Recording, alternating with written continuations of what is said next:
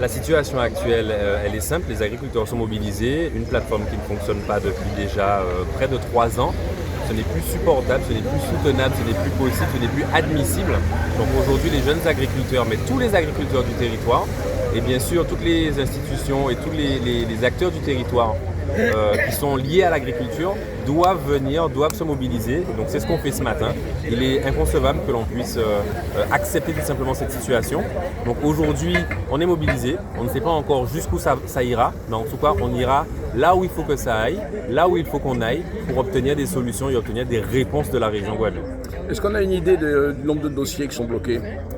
Alors, la région Guadeloupe a des éléments qui sont beaucoup plus précis que ce que je peux vous dire, mais en tout cas aujourd'hui, on a plus de 300 dossiers d'investissement qui sont déposés et en face, on a zéro paiement. Ça veut dire que 300 dossiers, plusieurs millions qui sont là, qui dorment et qui pour le moment ne sont pas injectés dans l'agriculture guadeloupéenne.